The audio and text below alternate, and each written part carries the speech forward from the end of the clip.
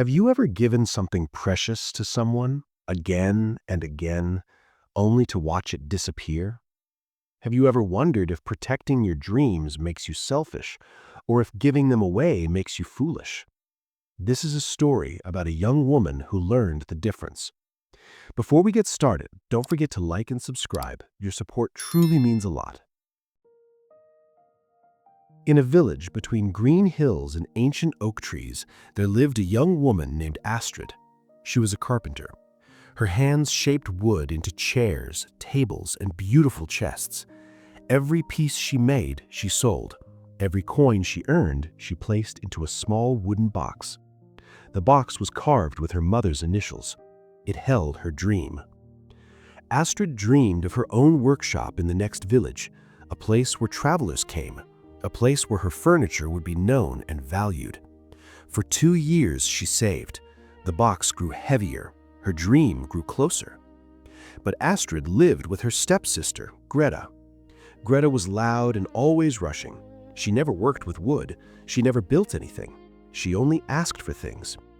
One morning, Greta came to Astrid with tears in her eyes. Her dress was torn. She needed coins to fix it for the festival. Astrid opened her wooden box and gave her 3 coins. Greta promised to return them, but the coins never came back. Weeks passed. Greta appeared again. A merchant had charged her too much for bread. She needed coins to pay.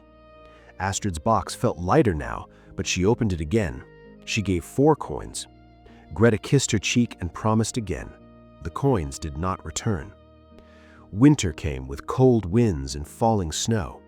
Greta rushed to Astrid with her biggest request. The roof needed repair, she said, or snow would destroy the cottage. Astrid looked at the roof. It seemed strong, but Greta insisted.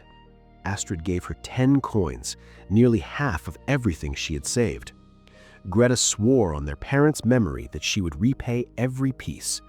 The roof was never fixed. The coins disappeared like morning mist. Astrid began to see a pattern. Every time Greta took coins, a piece of Astrid's dream vanished.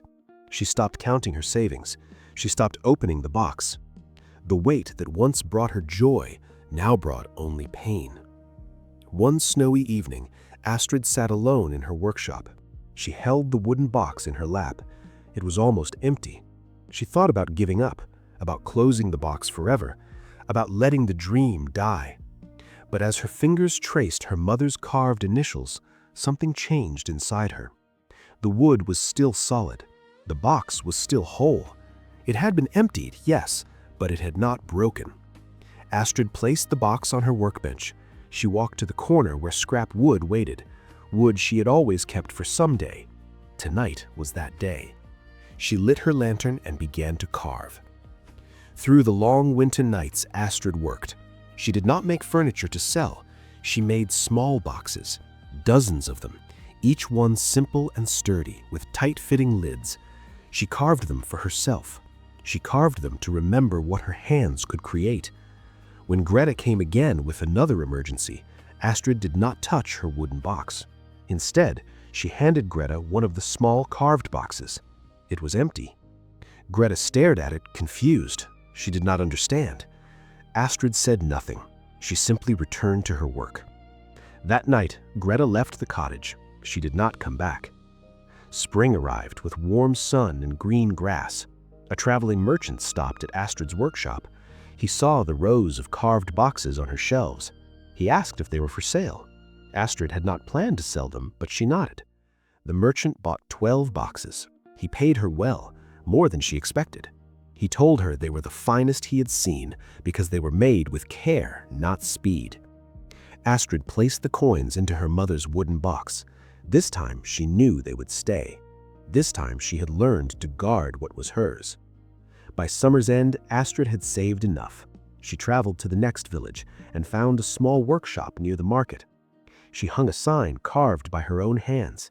She filled the space with chairs, tables, and rows of small, sturdy boxes.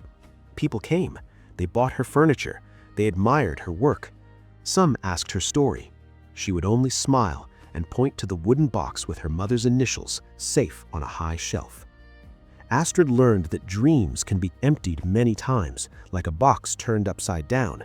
But if the box is well made, it does not break. And what is emptied can always be filled again, if you guard it carefully and fill it with your own hands. Sometimes the kindest thing you can do is not to give everything away, but to protect what matters. To say no when yes would empty you. To build your dreams with your own hands and keep them safe from those who only know how to take. Generosity without boundaries is not kindness. It is the slow forgetting of yourself. What would you do if someone kept taking from your dreams? Would you keep giving, or would you learn to guard what you've built?